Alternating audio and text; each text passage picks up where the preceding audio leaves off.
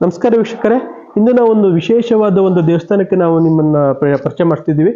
ಇದು ಒಂದು ವಿಶೇಷ ಅಂತಂದ್ರೆ ಇದು ಒಂದು ನಾಟ್ಯ ವಿನಾಯಕ ಅಂತಾನೆ ಹೆಸರು ಆದಂತ, ಅಂದ್ರೆ ಒಂದು ವಿಶ್ವದಲ್ಲಿ ಅವರು ಭಟ್ರು ಹೇಳಿದ ಹಾಗೆ ಒಂದು ಎಲ್ಲಿ ಇಲ್ಲೇ ಇರುವಂತದ್ದು ಒಂದು ನಾಟ್ಯ ಸ್ವರೂಪಿಯಾದಂತ ಒಂದು ರೂಪದಲ್ಲಿ ಇರುವಂತದ್ದು ಇಲ್ಲಿ ವಿಶ್ವದಲ್ಲಿ ಈ ರೀತಿ ಒಂದು ದೇವಸ್ಥಾನ ನಾವು ನೋಡೋದಕ್ಕೆ ಬಹಳ ವಿರಳ ಅಂತಾನೆ ಹೇಳ್ಬೋದು. ಜೊತೆಗೆ ಒಂದು ಕ್ಷಿಪ್ರವಾಗಿ ಒಂದು ಪ್ರಸಾದ ನೀಡುವಂತ ಒಂದು ಮಹಿಮೆನೂ ಇದೆ. ಇದರ ಸಂಪೂರ್ಣ ಮಾಹಿತಿನ ಇದರ ಪ್ರಧಾನ ಅರ್ಚಕರಾದ ವಿನಾಯಕ್ ಹೆಗಡೆ ಕಲ್ಗದ್ದಿ ಅವರನ್ನು ಮಾತಾಡ್ಸೋಣ. ಇದು ಬನ್ನಿ ವೀಕ್ಷಕರೇ. ನಿರ್ವಿಘ್ನಂ ಕುರುಮೇ ದೇವಾ ಸರ್ವಕಾರ್ಯೇಷು ಸರ್ವದಾ. ಮಹಾಗಣಪತಿ ಅನಂತ ಶಕ್ತಿ ಸಂದೋಹ ಪೂರ್ಣಸ್ಯ ಪರಮಾತ್ಮನಃ ವಿಘ್ನ ವಿದ್ವಂಸಿನೀಂ ಶಕ್ತಿಂ ಗಜರಾಜಂ ಉಪಾಸನೆ. ಭಕ್ತಾದಿಗಳೇ, ಇದು ಕಲಗದ್ದೆ ಶ್ರೀ ಕ್ಷೇತ್ರ ನಾಟ್ಯ ವಿನಾಯಕ ದೇವಸ್ಥಾನ. ಇದು ಅತ್ಯಂತ ವಿಶೇಷವಾದಂತಹ ಒಂದು ಗಣಪತಿ ದೇವಸ್ಥಾನ. 6 ಕೈಯುಳ್ಳ, ತಲೆಯಲ್ಲಿ ಚಂದ್ರನನ್ನು ಧರಿಸಿದ, ಹಣೆಯಲ್ಲಿ ಕಣ್ಣುಳ್ಳ, ಮೋದಕವನ್ನ ಸುಂಡಿಲಲ್ಲಿ ಹಿಡಿದುಕೊಂಡಿರುವ ಕ್ಷಿಪ್ರ ಪ್ರಸಾದ ಮಹಾಗಣಪತಿ ಅಂತ ಕರೆಸಿಕೊಂಡು ಭಕ್ತರಿಗೆಲ್ಲ ಇಲ್ಲಿ ಅನುಗ್ರಹಿಸುವಂತಹದ್ದು ತಮಗೆಲ್ಲ ಗೊತ್ತಿರುವಂತಹ ಸಂಗತಿ ಆಗಿದೆ. ಈ ಒಂದು ಗಣಪತಿಯಲ್ಲಿ ಯಾರೇ ಯಾವುದೇ ರೀತಿಯ ಸೇವೆಯನ್ನು ಹೇಳಿಕೊಂಡ್ರು ಅವರ ಇಷ್ಟಾರ್ಥಗಳು ಅತ್ಯಂತ ಬೇಗನೆ ಈಡೇರುವುದು ಆದದ್ರಿಂದ ಇದನ್ನ ಇಲ್ಲಿ ಕ್ಷಿಪ್ರ ಪ್ರಸಾದ ನಾಟ್ಯ ವಿನಾಯಕ ಅಂತ ಕರೀತಾರೆ.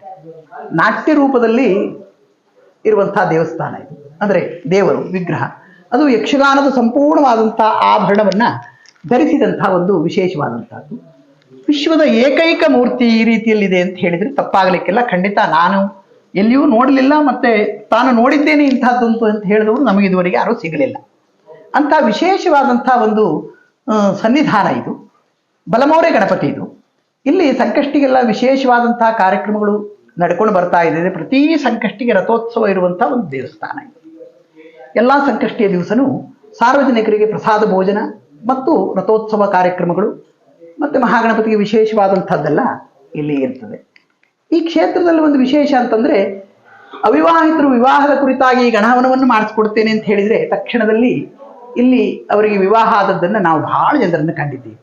ಹಾಗೆ ಸಂತಾನದ ವಿಚಾರದಲ್ಲಿಯೂ ಹಾಗೆ ಯಾರಿಗೆ ಸಂತಾನ ಆಗಲಿಲ್ವೋ ಅವರು ಶ್ರೀ ಮಹಾಗಣಪತಿಗೆ ಹಾಲಿನ ಅಭಿಷೇಕವನ್ನು ಮಾಡಿಸಿ ಗಣಹವನವನ್ನು ಮಾಡಿಸಿದ್ರೆ ಅಥವಾ ಮೋದಕ ಹವನವನ್ನು ಮಾಡಿಸಿದ್ರೆ ಅವರಿಗೆ ಶೀಘ್ರದಲ್ಲಿ ಸಂತಾನವಾದದ್ದನ್ನೆಲ್ಲ ನಾವು ಕಂಡಿದ್ದೇವೆ. ಸಂತಾನ ಹಾಗೆ ಅತ್ಯಂತ ಶೀಘ್ರವಾಗಿ ಕೇಳಿದ್ದನ್ನ ಕೇಳಿದ ಗಳಿಗೆಯಲ್ಲಿ ಕೊಡ್ತಾನೆ.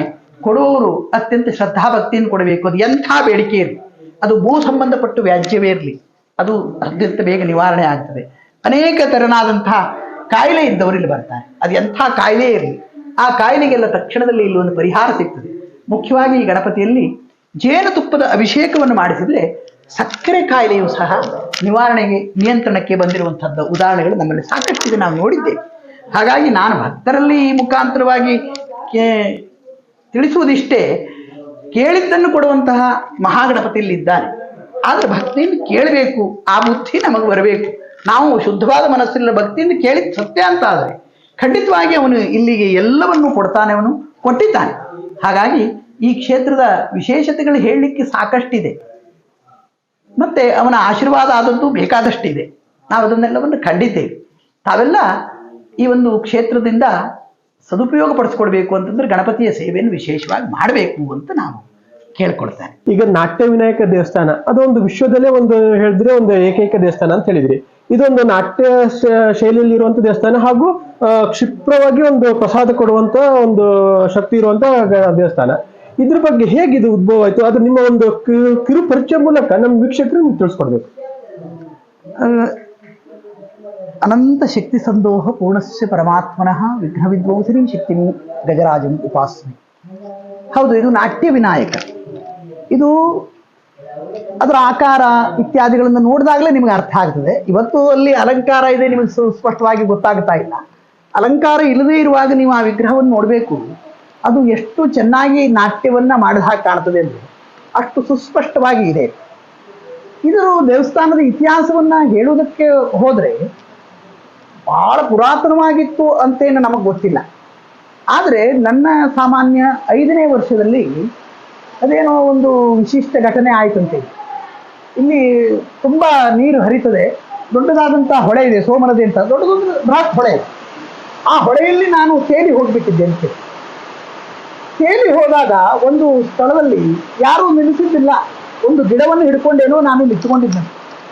ಇಲ್ಲಿ ನಮ್ಮ ಮನೆಯವರು ಎಲ್ಲರೂ ಆಸೆಯನ್ನು ಬಿಟ್ಟಿದ್ರು, ತೇಲಿ ಹೋದದ್ದನ್ನು ನೋಡಿದ್ರು. ಆದರೆ ತಾಯಿಯವರ ಹತ್ರ ಎಲ್ಲ ಹಿಡಿದು ನಿಂತ್ಕೊಳ್ಳಿಕ್ಕೆ ಆಗುದಿಲ್ಲ, ಯಾಕಂದ್ರೆ ಅದು ದೊಡ್ಡದಾದಂತಹ ಹೊಳೆ ಅದು.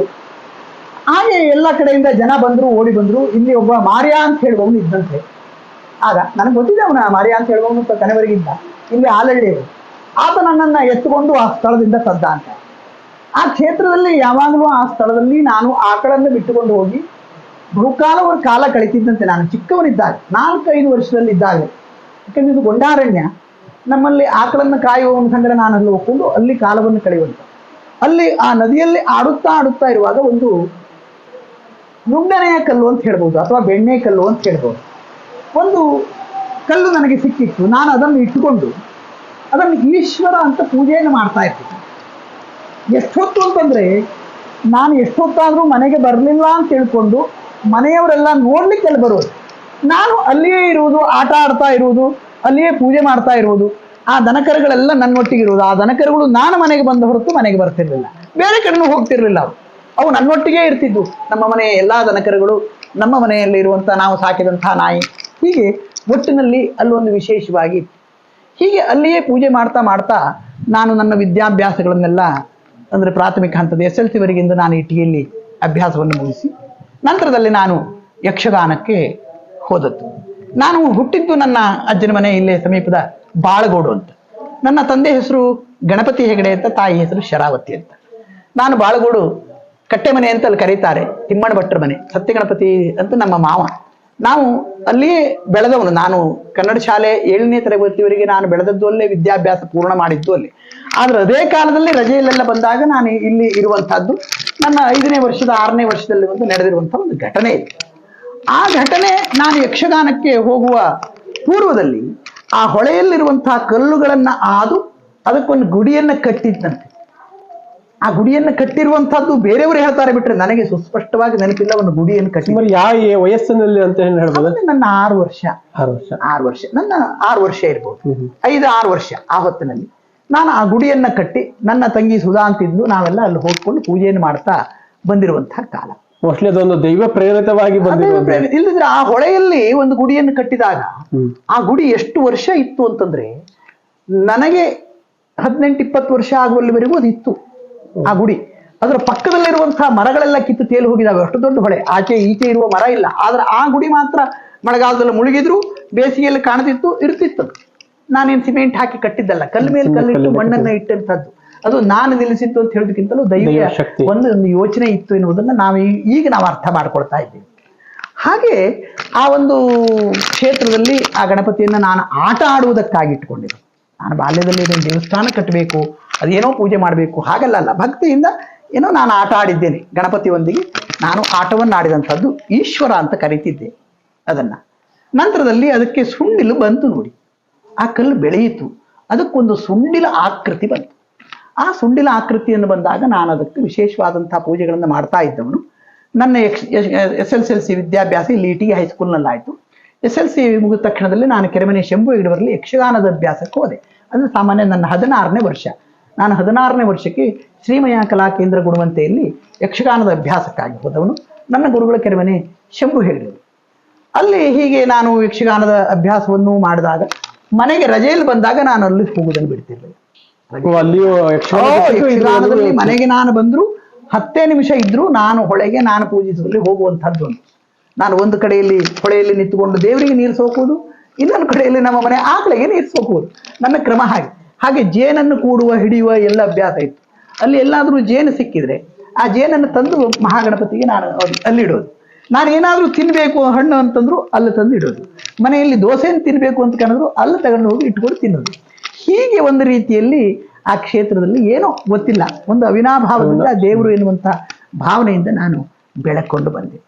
ಹೀಗೆ ಬಂದು ಕೆಲವು ಕಾಲದ ನಂತರದಲ್ಲಿ ನಾನು ವಿದೇಶಕ್ಕೆಲ್ಲ ಶಂಭು ಹೆಗಡೆಯವರ ಸಂಗಡ ಯಕ್ಷಗಾನಕ್ಕಾಗಿ ಹೋಗಿ ಬಂದು ಎಲ್ಲ ಮಾಡಿದ ಮೇಲೆ 96ನೇ ಇಸ್ವಿಯಲ್ಲಿ ನನಗೆ ಆಕಸ್ಮಿಕವಾಗಿ ಅಪಘಾತವೂ ಆಯಿತು. ಆ ಆಕಸ್ಮಿಕವಾದಂತಹ ಅಪಘಾತದ ಆದ ಸಂದರ್ಭದಲ್ಲಿ ಅದಕ್ಕೆ ಕೆಲವು ಸಂದರ್ಭದಲ್ಲಿ ಪೂಜೆ ಇರಲಿಲ್ಲ. ಇದನ್ನು ಹೇಳುವುದಕ್ಕೆ ಮರ್ತಿದ್ದೇನೆ. ಮೊದಲು ನಾನು ಏನು ಮಾಡಿದೆ ಕೇಳಿದರೆ, ಪ್ರತಿ ಸೋಮವಾರ ವಿಶೇಷವಾಗಿ ಪೂಜೆಯನ್ನು ಮಾಡ್ಕೊಂಡು ಬರ್ತಿದ್ದೆ. ಸುಮ್ಮನೆ ಅದೇನು ಯಾರು ಹೇಳಿದ್ದಲ್ಲ ಏನಲ್ಲ, ಮನಸ್ಸಿಗೆ ಸೋಮವಾರ ದಿವಸ ಮನೆಯಲ್ಲಿ ಇದ್ದೇನೆ ಅಂತಂದ್ರೆ ಅಲ್ಲಿ ಹೋಗೋದು, ಇಲ್ಲದೇ ಇದ್ರಿಲ್ಲ. ಮತ್ತೆ ಬೇರೆ ಸಣ್ಣ ಗುಡಿಯಲ್ಲೇ ಮಾಡ್ತಾ ಗುಡಿಯಲ್ಲೇ ಒಂದು ಸೋಮವಾರ ದಿವಸ ಅಂತ ತಕ್ಷಣದಲ್ಲಿ ಹೋಗ್ಬೋದು, ಒಂದು ಪೂಜೆ ಮಾಡೋದೊಂದು ಅಭ್ಯಾಸ ಕಡೆ ಇತ್ತು. ಹೀಗೆ ಆದ್ಮೇಲೆ ನನಗೆ ಆಕಸ್ಮಿಕವಾದಂತಹ ಅಪಘಾತವೂ ಆಯಿತು. ಕಾಲಿಗೆ ರೋಡ್ ಹಾಕಿದ್ರು. ರೋಡ್ ಹಾಕಿ ಒಂದು ದಿವಸ ಮಲಗಿದಾಗ ನನಗೇನೋ ಕನಸಿನಲ್ಲಿ ಎಲ್ಲ ದೃಷ್ಟಾಂತಗಳೆಲ್ಲ ಕಂಡು, ನಾನು ನಡೆದದ್ದು ಬಂದಿದ್ದು ಎಲ್ಲದು ಹೀಗೆಲ್ಲ ಕಂಡಾಗ ನಾನು ಹೊಳೆಗೆ ಹೋದಾಗ ನಾನು ಮಾಡಿದಂತಹ ಗುಡಿ ಇತ್ತು. ಆ ಗುಡಿಯಲ್ಲಿ ಇರುವಂತಹ ವಿಗ್ರಹ ಅದಕ್ಕೆಲ್ಲ ಪೂಜೆ ಮಾಡಿ ಬಂದು ಹಾಗೆ ಕೆಲವು ದಿವಸದಲ್ಲಿ ಮಳೆಗಾಲ ಬಂತು. ಆ ಮಳೆಗಾಲದಲ್ಲಿ ಆ ವರ್ಷ ಏನು ಧರ್ಮಕರ್ಮ ಸಂಹಿತೆಯಿಂದ ನಾನು ಕಟ್ಟಿದಂತಹ ಗುಡಿ ತೊಳೆದು ಹೋಗ್ಬಿಡಿ. ನನ್ನ 6ನೇ ವರ್ಷದಲ್ಲಿ ನಾನು ಮಾಡಿದಂತಹ ಗುಡಿ ಸಾಮಾನ್ಯ ನನ್ನ 18ನೇ ವರ್ಷ ಹೀಗೆ ಅದು ತೊಳೆದು ಹೋಗಿದೆ ಕಂಪ್ಲೀಟ್. ಆಗ ಒಬ್ಬನು ಇಲ್ಲಿ ನಡೆದುಕೊಂಡು ಬರುವಂಥವನು ನಮ್ಮ ತಂದೆಯವರೆಲ್ಲ ಬಂದು ಹೇಳಿದ, ನಿಮ್ಮ ಮಗ ಕಟ್ಟಿದಂತಹ ಗುಡಿ ಈ ವರ್ಷ ತೊಳೆದು ಹೋಗಿದೆ ಅಂತ. ಆ ಕ್ಷಣದಲ್ಲಿ ನಾನು ಹೋಗಿದ್ದೇನೆ. ಹೊಳೆಗೆ ಹೋಗಿ ನೋಡಿದರೆ ನಾನು ಕಟ್ಟಿದಂತ ಗುಡಿ ತೊಳೆದಿರಬಹುದು, ಅದು ನಾನು ಇಟ್ಟಂತಹ ಲಿಂಗ ಹಾಗೆ ಲಿಂಗ ರೂಪಿಯಾದಂತಹ ಗಣಪತಿಗೆ ಒಂದು ಸುಳ್ಳು ಬಂದಿದೆ. ಹಾಗೆ ನಾವು ನಮ್ಮ ಪುರೋಹಿತರಾದಂತಹ ಅಡಿತೋಟ ಕೃಷ್ಣ ಭಟ್ಟರನ್ನ ಅಡಿತೋಟ ಕರ್ಕೊಂಡು ಬಂದು ಪೂಜೆಯನ್ನು ಮಾಡಿಸಿ ಒಂದು ರುದ್ರಾಭಿಷೇಕವನ್ನೆಲ್ಲ ಮಾಡಿಸಿದ್ದೀನಿ. ಅಲ್ಲಿ ಮಾಡಿಸಿದಾಗ ಏನು ಹೆಸರು ಇದಕ್ಕೆ ಅಂತ ಕೇಳಿದ್ರು. ಅದು ಈಶ್ವರ ಅಂತ ಹೇಳಿದ್ರೆ, ಇಲ್ಲ ಅದು ಗಣಪತಿ ಸುಮ್ಮನೆ ಕಣಂಗೆಲ್ಲ ಕಾಣ್ತಾ ಇದೆ ಅಂತ ಸ್ವಾಭಾವಿಕ. ಮೊದಲು ನೀವು ಒಂದು ಈಶ್ವರನ ಮೂಲಕ ಪೂಜೆ ಈಶ್ವರ ಹಾಗಿದ್ರೆ ಇದಕ್ಕೆ ಏನು ಹೆಸರು? ಹಾಗಿದ್ರೆ ಒಂದು ಕೆಲಸ ಮಾಡೋಣ, ಸುಳ್ಳಿಲು ಕಾಣ್ತದೆ. ನಾನು ಮೊದಲು ಈಶ್ವರ ಅಂತ ಕರಿತಿದ್ದೆ, ವಿನಾಯಕೇಶ್ವರ ಅಂತ ಕರೆಯುವ ಅಂತ ವಿನಾಯಕೇಶ್ವರ ನಿಮ್ಮ ನಾಮಕರಣವನ್ನು ಮಾಡಿ ಅಲ್ಲಿ ಈಗಲೂ ಒಂದು ಗುಡಿಯನ್ನು ಕಟ್ಟಿದ್ದಿದೆ, ಅದರಲ್ಲಿ ವಿನಾಯಕೇಶ್ವರ ಅಂತ ಬರ್ಕೊಂಡಿದ್ದೀನಿ. ಈ ಹೊಳೆಯಲ್ಲಿ ಹೋಗಿ ನೋಡಿದ್ರು ಸಿಗ್ತದೆ, ವಿನಾಯಕೇಶ್ವರ ಅಂತ ಉಂಟು ಅಲ್ಲಿ, ಆ ಹೊಳೆಯಲ್ಲಿ ಇದೆ ಈಗಲೂ ಆ ಗುಡಿಯನ್ನು ಕಟ್ಟಿದ್ದೆ. ಹಾಗೆ ಅಲ್ಲಿ ಅನೇಕ ರೀತಿಯ ಪೂಜೆಗಳನ್ನೆಲ್ಲ ಮಾಡ್ತಾ ಬಂದಾಯ್ತು. ಹಾಗೆ ಪುಣ್ಯಾತ್ಮರಾದಂಥ ಶ್ರೇಷ್ಠರಾದಂಥ ದಿವಿ ಸದ್ಗುರು ರಾಮಾನಂದ ಅವಧೂತ ಮಹಾಸ್ವಾಮೀಜಿಗಳಲ್ಲಿ ಬಂದು ಅವರು ಆ ಕ್ಷೇತ್ರದಲ್ಲಿ ನನ್ನ ಹತ್ರ 48 ದಿವಸದ ಗಣಹವನ ಸೇವೆಯನ್ನು ಮಾಡಿಸಿದ್ರು. ನಾನು ಅದೇ ನದಿಯಲ್ಲಿ 48 ದಿವಸ ಗಣಹವನವನ್ನು ಮಾಡಿದ್ದೇನೆ. ಎಂಥ ವಿಚಿತ್ರ ನೋಡಿ, ಮಳೆಗಾಲದಲ್ಲಿ ನಾನು ಅದನ್ನು ಮಾಡ್ತಾ ಬಂದಿದ್ದೇನೆ. 49ನೇ ದಿವಸ ಗಣಹವನ ಮಾಡ್ಲಿಕ್ಕೆ ಆಗ್ಲಿಲ್ಲ. ಆ ವಿಗ್ರಹಗಳು ಅದೆಲ್ಲ ಮುಚ್ಚೋಯ್ತು, ಮುಳುಗಿ ಹೋಯ್ತು. ಮಳೆ ಆದರೂ ಪ್ರತಿ ದಿವಸ ನಾವು ಗಣಹವನ ಮಾಡುವಾಗ ಆ ಸ್ಥಳ ಆ ವಿಗ್ರಹ ಮುಳುಗ್ತಿರ್ಲಿಲ್ಲ 47 ದಿವಸ. ಹಾಗಂತೇಳಿ ಮಳೆಗಾಲದಲ್ಲೇ ನಾವು ಮಾಡಿರೋದು. ಯಾಕಂದ್ರೆ ಮೇ 13 ಶುರುವಾಗಿದೆ, ನಂತರದಲ್ಲಿ 48 ಹೇಳುವಾಗ ಮಳೆ ಬಂದಿತ್ತು, ಚೆನ್ನಾಗಿ ಬರ್ತಾ ಇತ್ತು. ಆದ್ರೆ 49ನೇ ದಿವಸ ಮಾತ್ರ ಏನೂ ಕಾಣಲಿಲ್ಲ. ನಾವು ಮೇಲೆ ನಿಂತುಕೊಂಡು ಹೂ ಹಾಕಿ ಕೈ ಮುಗಿದು ಬಂದಿದ್ದೇವೆ ಬಿಟ್ರೆ ಅಷ್ಟು ದೊಡ್ಡ ನೆಗಸು ಬಂದಿದೆ. 48 ದಿವಸ ಅವರ ಮಾರ್ಗದರ್ಶನದಲ್ಲಿ ಗಣಹವನಗಳು ಆಗಿದೆ. ಆಮೇಲೆ ನಾವು ಪ್ರತಿ ವರ್ಷ ಅಲ್ಲಿ ಸಾರ್ವಜನಿಕರಿಗೆ ಒಂದು ಊಟ ಹಾಕಿ ಸಮಾರಾಧನೆಯನ್ನು ಮಾಡ್ತಾ ಬಂದ್ವಿ. ಹೀಗೆ ಬಂದು ಅದು ಬೆಳೆಯುತ್ತಾ ಬಂದು ಅದರದ್ದೇ ಒಂದು ರೂಪವನ್ನ ಮನೆಯಲ್ಲಿ ಇಟ್ಟುಕೊಂಡು ಪೂಜೆಯನ್ನು ಮಾಡ್ತಿದ್ದೆ. ಯಾಕೆಂದ್ರೆ ನಿತ್ಯ ಅಲ್ಲಿ ಹೋಗ್ಲಿಕ್ಕೆ ಆಗೋದಿಲ್ಲ ಅಂತ. ಅದನ್ನ ಈಗೆಲ್ಲ ಹೇಳುವ ಸಂದರ್ಭ ಏನಲ್ಲ, ಆದ್ರೂ ಕಾರಣಾಂತರದಿಂದ ಆ ವಸ್ತು ಯಾರದ್ದು ಒಂದು ಒಳ್ಳೆಯ ಜನರಿಂದಲೇ ಅದು ಕಳವಾಗಿ ಹೋಯ್ತು ಅಂತ ನನಗೆ ಅನುಭವ ಬಂತು. ಆ ವಸ್ತು ಕಾಣೆಯಾಗೋಯ್ತು, ಮನೆಯಲ್ಲಿ ಇಲ್ಲ ಗಣಪತಿ. ಆಗ ಏನು ಮಾಡುವುದು, ಯಾರೂ ಕದ್ದುಕೊಂಡು ಹೋಗ್ಲಿಕ್ಕೆ ಬರದೇ ಇರುವಂತಹ ಒಂದು ವಿಗ್ರಹವನ್ನು ಸ್ಥಾಪನೆ ಮಾಡುವಂಥದ್ದು ಆಯ್ತು. ಇಲ್ಲದೆ ಇದ್ರೆ ಅಲ್ಲೇ ಇರುವಂತಹ ವಿಗ್ರಹವನ್ನು ನಾದರೂ ತಂದು ಇಲ್ಲಿ ಇಟ್ಟುಬಿಡೋಣ ಎನ್ನುವಂತಹ ನೆಲೆಯಲ್ಲಿ ನಾನು ಒಂದು ದೇವಸ್ಥಾನವನ್ನ ಮಾಡಬೇಕು ಅಂತಲ್ಲ, ಕಟ್ಟೆ ಇಷ್ಟೇ ನನ್ನ ಮನಸ್ಸಿನಲ್ಲಿರೋದು. ಕಟ್ಟಿ ಇಡೋದು, ತಗ್ಗದಲ್ಲಿ ಇಡಬಾರ್ದಲ್ಲ ಅಂತ ಹೇಳಿ ಅದು ಮೂಲತಃ ಹೊಳೆಯಲ್ಲಿ ಇರೋದನ್ನೇ ಕಿತ್ತುಕೊಂಡು ತಂದು ಇಡುವ. ಅದೇ ತಂದು ಇಲ್ಲಿ ಇಡ್ತೀರಾ ಅಥವಾ ಬೇರೆ ಅದನ್ನೇ ತಂದಿಡುವ ಅಂತ ನನ್ನ ಮನಸ್ಸಿನ ಆಲೋಚನೆ. ಆಗ ಕಟ್ಟಿ ಎಲ್ಲ ಮಾಡಿದ ಮೇಲೆ ನಾವು ವೈದಿಕರಲ್ಲಿ ಕೇಳಿದಾಗ ಗೋಕರ್ಣದ ವಿದ್ವಾನ್ ಷಡಕ್ಷರಿ ಕೃಷ್ಣ ಭಟ್ರು ಈ ದೇವಸ್ಥಾನದ ಆಗಮನಿಕರಾಗಿದ್ರು. ಅವರು ಇದನ್ನೆಲ್ಲ ಪ್ರತಿಷ್ಠೆ ಮಾಡಿದರು. ಅದು ಪ್ರತಿಷ್ಠೆಗೆ ಬರುವುದಿಲ್ಲ, ಬೇರೆ ವಿಗ್ರಹವನ್ನೇ ಮಾಡಿಸ್ಬೇಕು. ಅಯ್ಯೋ ದೇವರೇ, ನಾನು ಇಷ್ಟೆಲ್ಲ ಮಾಡ್ಕೊಂಡಿದ್ದೇನೆ, ಅದನ್ನೇ ತಂದು ಇಡಬೇಕು ಅಂತ ಮಾಡಿದ್ದೇನೆ, ದುಡ್ಡು ಒಂದು ಗದಿಗಿಲ್ಲ, ಇವರಿಗೆ ಪ್ರತಿಷ್ಠೆಯನ್ನು ಬೇರೆ ಮಾಡಬೇಕು ಅಂತಲೇ ಇರ್ತಾ ಇದ್ದಾರೆ.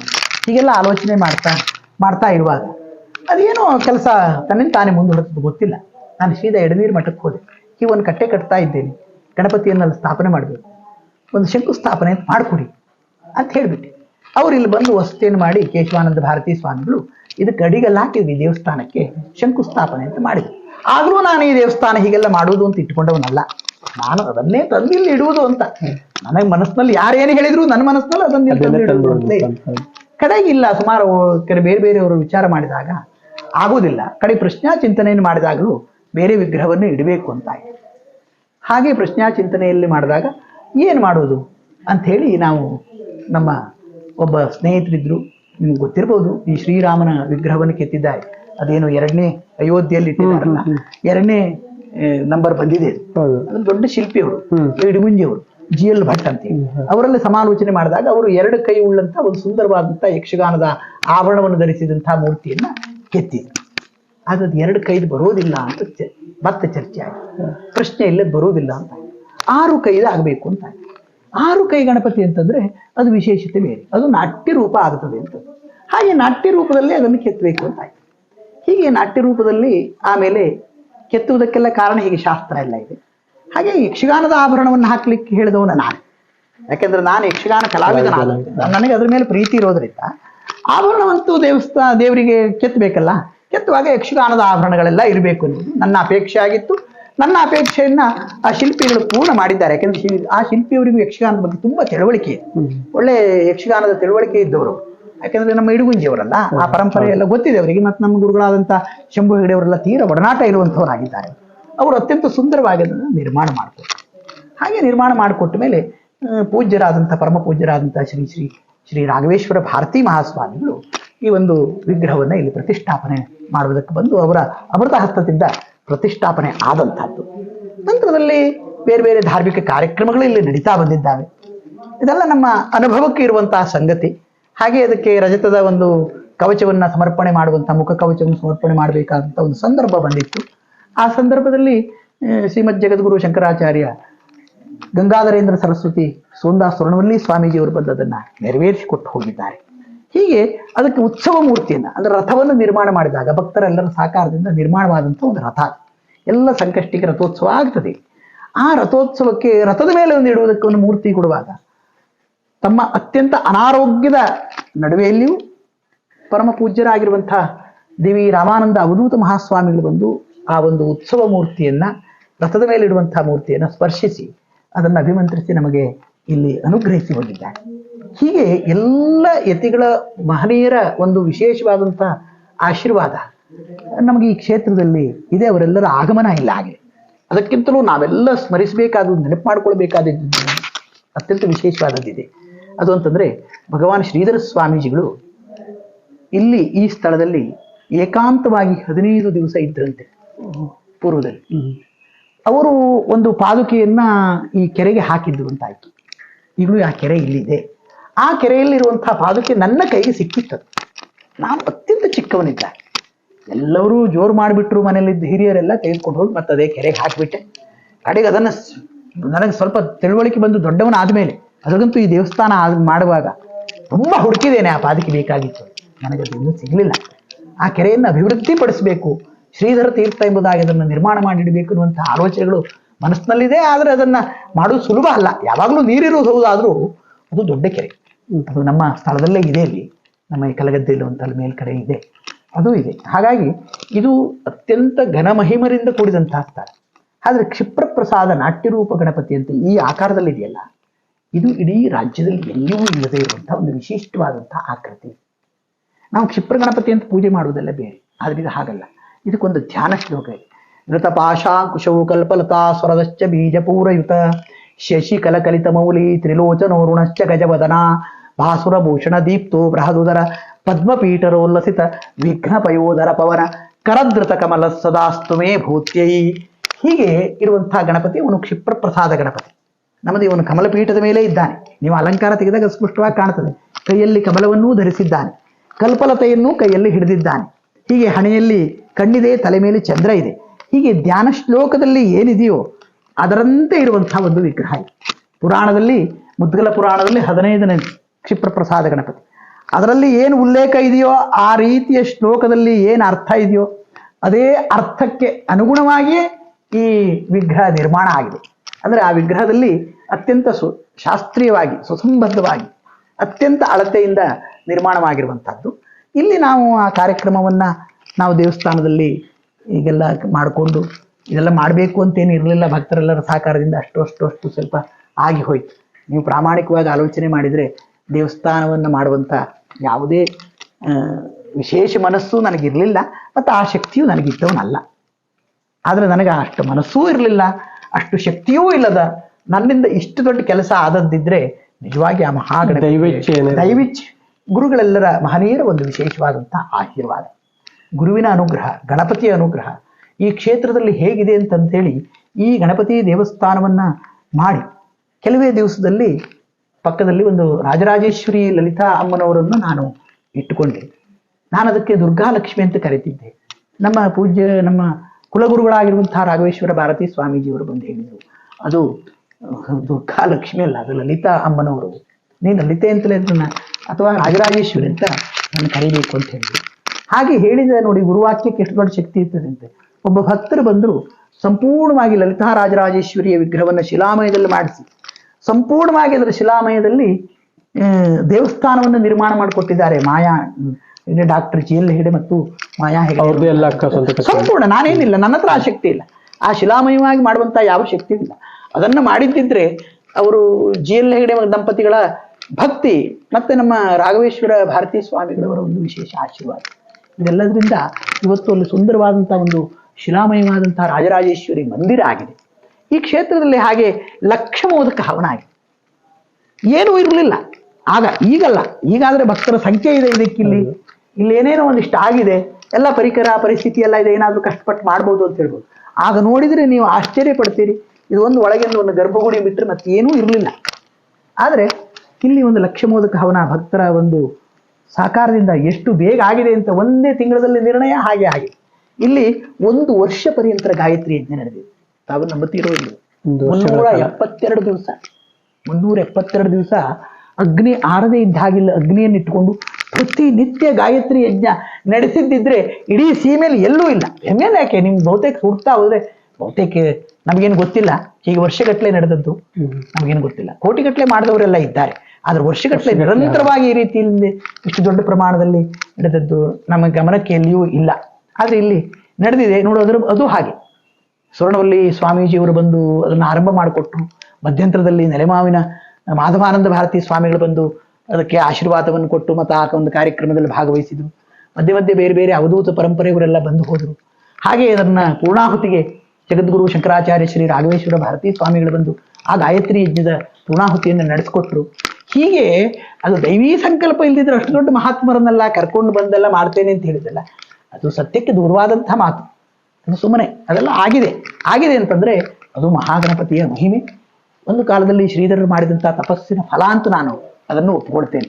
ಯಾಕೆಂದ್ರೆ ಶ್ರೀ ಗುರುಗಳ ಒಂದು